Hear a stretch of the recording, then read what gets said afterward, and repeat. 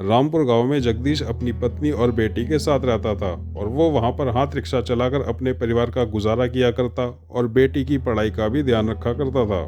दिन भर हाथ रिक्शा चलाकर जितनी भी कमाई होती वो बहुत कम हुआ करती थी, जिससे कभी पैसे बचते तो कभी घर में एक वक्त का खाना भी नसीब नहीं होता था। ज़्यादा पैसे ना होने की वजह से पिंकी के स्कूल की फीस भी टाइम पर नहीं जा पाती थी, जिसकी वजह से उसकी पत्नी सुनीता को लोगों के बहुत ताने भी सुनने पड़ते थे। मम्मी, आज मुझे क्लासरूम से बाहर निकाल दिया गया क्योंकि स्कूल की फीस नहीं भरी गई थी ना। ठीक है, तुम्हारे पापा को आने दो, आज जरूर वह पैसे लेकर आएंगे जिससे हम तुम्हारे स्कूल की फीस भर देंगे। मम्मी, आपने तो कल भी ऐसा ही कहा था कि घर में मेरी फेवरेट शाही पनीर बनेगी, लेकिन बनाया सिर्फ दाल चावल। आपने मेरी एक भी बात नहीं मानी। बेटा, आज जरूर बन जाएगी। तभी किसी ने उनके घर का दरवाजा खटखटाया।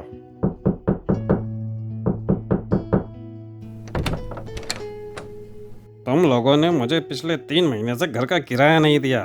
क्या तुमने इसे अपने बाप की जागीर समझ रखी है? नहीं नहीं, ऐसा मत कहिए। हम आपके पूरे पैसे जल्द ही दे देंगे, बस थोड़ा सा समय दे दीजिए। मैं कोई समय नहीं दे सकता। तुम्हें कैसे भी करके मुझे 1 हफ्ते में पैसे देने होंगे। बस इतना कहकर मकान मालिक वहां से चला गया। उस वक्त जगदीश रास्ते पर रिक्शा लिए अपनी सवारी का इंतजार कर रहा था। आइए आइए, रामपुर चौक, चौराहा, बाजार, मॉल, कहाँ जाना है? आइए आइए। मुझे गांव के सबसे महंगे मॉल में ले चलो। जी मैडम जी, मैं आपको ले चलता हूँ। जगदीश ने उस औरत को अपने रिक्शे पर बैठाया और रिक्शा अपने हाथ में लेकर चल पड़ा। रास्ते पर पड़ी एक कील जगदीश को दिखाई ना दी, जिससे उसका हाथ रिक्शे का टायर पंचर हो गया। सामने की रोड टूटी हुई थी, इस वजह से जगदीश ने हाथ रिक्शा वहीं रोक दिया। क्या हुआ भाई साहब, आपने रिक्शा चलाना क्यों रोक दिया? और ये आवाज कैसी थी? मैडम जी, अब ये रिक्शा आगे नहीं जा पाएगा, आपको कोई दूसरा रिक्शा करना पड़ेगा। इतना कहकर जगदीश अपने हाथ रिक्शा को लेकर अपने घर चला जाता है। हाथ रिक्शा रखने की जगह ना होने की वजह से वो वहाँ के गौशाला में अपनी बिगड़े हुए रिक्शे को रख देता है।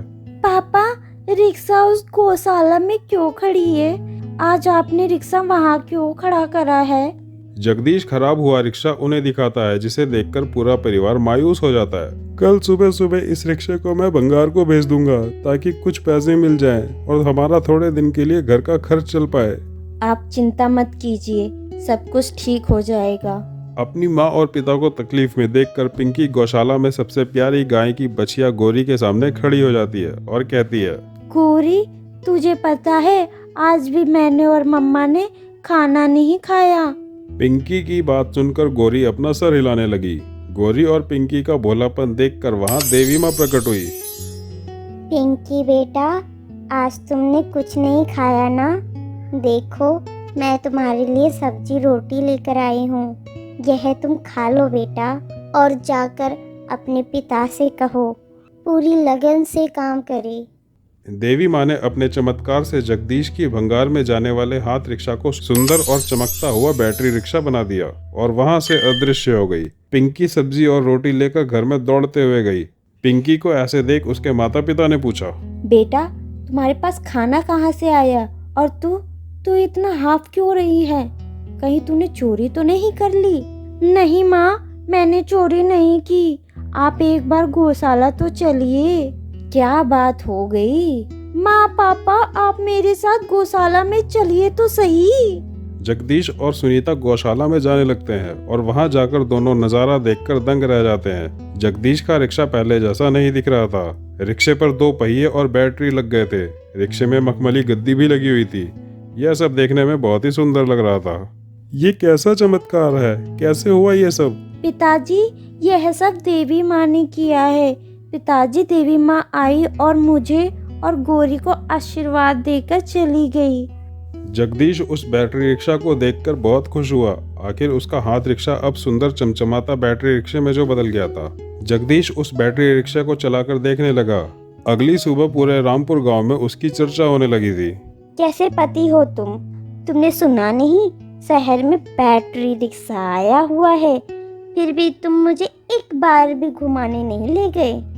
अरे भाग्यवान, आज चलते हैं। मैंने भी उस बैटरी रिक्शे के बारे में बहुत सुना है। जगदीश आजकल बड़ी सवारियां लेकर जा रहा है। दिन दुगनी रात चौगनी मेहनत करने लग गया है। देखते ही देखते महीने बीत चुके थे। जगदीश ने बैटरी रिक्शे की मदद से घर का किराया और पिंकी के पूरे साल की फीस भी भर दी। ये सारी कृपा देवी माँ की वजह से हो गई। सुनिए जी, देवी माँ ने हमारे लिए इतना किया है, इसलिए मैं सोच रही थी कि हमें घर में देवी माँ की एक बड़ी पूजा रखनी चाहिए। सुनीता, मैं भी यही सोच रहा था, हमें ऐसा ही करना चाहिए। सुनीता और जगदीश ने धूमधाम से देवी माँ की पूजा रखी। सबको आमंत्रण देकर अपने घर पे बुलाया, लेकिन इस बात से गांव के अन्य रिक्शे वाले बिल्कुल खुश नहीं थे। वो जगदीश के खिलाफ षड्यंत्र रचने लग गए थे। इस जगदीश के बच्चे ने गांव भर में अपने बैटरी रिक्शे की वजह से वाहवाही बटोर रखी है। अब हम क्या करें? अपना काम धंधा छोड़कर बैठ जाएं? तुम उसकी चिंता मत करो, उसने हमें भी पूजा में बुलाया है। हम भी चलेंगे वहाँ पे, चलकर उसके बैटरी रिक्शा को आग लगा देंगे। अरे तुम लोग आ गए, बस इंतजार करो, पूजा शुरू ही होने वाली है। अरे भाई, तुम बाकी के मेहमानों का स्वागत करो, हम तो तुम्हारे घर के ही हैं। वो दोनों रिक्शे वाले जगदीश को सारे मेहमान का ध्यान रखता हुआ देख मौका देखते ही बैटरी रिक्शा को आग लगाने की कोशिश करने लगे थे। जैसे ही उन्होंने जगदीश के बैटरी रिक्शा को आग लगाई, देवी माँ के आशीर्वाद से बैटरी रिक्शा को कुछ भी नहीं हुआ। तभी बाहर से पिंकी भागते हुए घर में आई और कहने लगी, माँ, आग लग गई, आग लगी माँ, आग लग गई। क्या हुआ पिंकी, कहाँ आग लग गई? माँ, बाहर जो 2 रिक्शे खड़े हैं उसमें अचानक से आग लग गई। अरे बाहर तो हमारे ही रिक्शे खड़े थे। दोनों रिक्शा वाले एकदम तेजी से भागते हुए बाहर गए। उन्होंने देखा उनका रिक्शा जलकर राख हो चुका था। दोनों फूट फूट कर रोने लगे थे। देवी माँ ने उन्हें उनके कर्मों का फल दिया। अब उन्होंने अपनी गलती स्वीकार करके जगदीश से माफी भी मांगी। जगदीश और उनका परिवार खुशी खुशी रहने लगा था।